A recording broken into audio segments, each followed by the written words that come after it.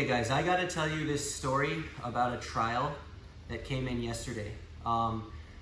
When trials come into the gym, right, if they don't have judo or wrestling or MMA backgrounds, one of the things I always put into the trial lesson at some point is a fun activity where I have the trial lie down and I take full mount and I say try to escape. So what happens normally is like people try to escape and they get tired and stuff and then they give up usually. But yesterday I decided to do it with my students. We had 2 students that day. So I had one of my students, we'll call him Fred for the sake of this video, like Fred. So I wanted to kind of test my students too, take this opportunity to test my students. And I was sizing up the trial and thinking, okay, so Fred, he's been with me 9 months, he's a white belt, like he's gotten good recently. Like he can easily hold this dude down in mount. So I was like, Fred, you do it. The dude busts out in like 20 seconds. He puts his hand on him and does like a Turkish get up and just like busts out. It's crazy. So I'm like, okay, we're gonna do my go-to. My other student, we'll call her Cassie for the sake of this video, all right?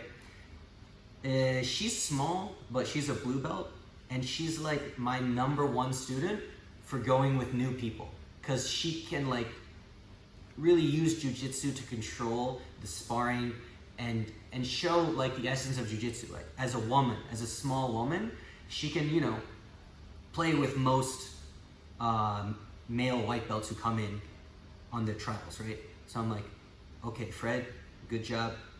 Cassie, come in. He escapes easily. And so at least with this, what I'm gonna say for my students' sake is they did a great job, and the rules are just holding from mount, right?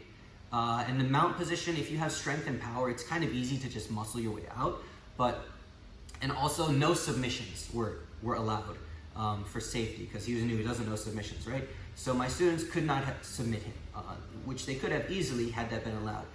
And this guy, like, just watching those rounds, I'm like, okay, he's good. And I was getting nervous because I was just getting over a cold, and I had just gotten back to training myself after the cold, like super hard training, and I was exhausted that day. So I'm starting to get a little nervous, actually. Black belt, judo since 7 years old, high school wrestling, 3 pro MMA fights. Bigger than the dude, like at least 20 pounds bigger than him. He's a little taller than me, but anyway, so this is what happened. I'm gonna show it on the screen and kind of narrate this, right? But I'm here, I mount the guy, we get ready to go, and I already knew he was good. I knew he was strong, so I'm going like full right away. Like full squeeze, like locking my legs like that under the butt. This is like the way that I keep mount in competition or when I'm like training hard. And the dude's like giving me a major run for my money here. He's like escaping super hard. And this isn't even the best part. Like I was able to hold him for like 30 seconds. I'm like, then he does this. And I told him in the rules that to escape, he either has to stand up or get on top of me. And he's about to stand up. And I'm like, I gotta keep this guy down. So I went for the leg here. And I barely was able to recompose the position here and hold him for the rest of the round. But he almost shook me off the top. Like I wasn't chilling on this. I was using all of my wit and strength and technique on this trial. And he almost shook me off the top. And if he had stood up, like in the backpack position, I would have given the victory to him. Like I told him to stand up, right? He doesn't understand that I'm still on his back and I could choke him, right? I told him, if you stand up or get on top of me, you win. So from that 4-point position, had he stood up, I mean, if it was on the streets, he could have slammed me head on the concrete, right? So that would have been his victory. And I barely prevented him from doing it. And when he was rolling with Fred, I was like, dude, you're a wrestler. You did football. What did you do? I'm like, dude, come on, tell me the truth. You wrestled, right? And he's like, no. And what he said was he had done powerlifting, and then he had done gymnastics from when he was a little younger to age 15. But that was it. And so the thing about this trial, what I do is, during this activity, first I hold them down. And then they're like, oh my gosh, it's so hard to escape. and then I have them hold me down and like escape quickly and without effort using jiu-jitsu, right? And that's to illustrate like jiu-jitsu to them. And it makes us look really cool. But I'm gonna get to the part, guys, where he holds me down, okay? So we did that after this. We're getting there. And so kind of explaining, okay, so it's gonna start right here. 3, 2, 1. Okay, so now I have 1 minute to escape, right? And he just like grabs my arms and like puts the arms down. And when I do this stuff with people, like I don't use strength. I had to use strength to hold him and maintain the back, but I thought escaping would be easy.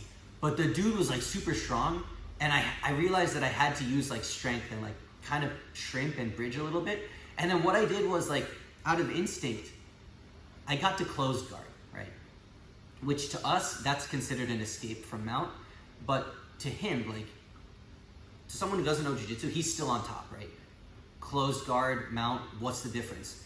And so, and then right here, he lets up a little bit. He like eased up. He didn't want to embarrass me in front of my students. So he like eased up. And then I was like, no man, come on. And he came back, and then I butterfly swept him. But I feel like with 9 seconds left, it took me a minute, 50 seconds to escape this guy's top control, right? He came at me in like an unorthodox way, not a jiu-jitsu style, right? Like just super, almost like a MMA fighter, calling it very forward pressure, like. And I barely escaped from that. I think when he went away, he was like going easy. He didn't want to embarrass me in front of my students. He like kind of eased off, and I'm like, no man, come on. And at that point, I think I slipped in my butterfly hooks a little bit and was able to sweep him. But going to close guard was a huge mistake because he could just hold me down there, right? But I just did it like out of instinct. It was a bad one. And dude, this guy was crazy. I have never felt we didn't tell him anything before, like how to keep the mount, how to escape, how to bridge. We didn't, because he came late, so this was all we did on that day. We taught him nothing. We told him nothing. This was all his instincts.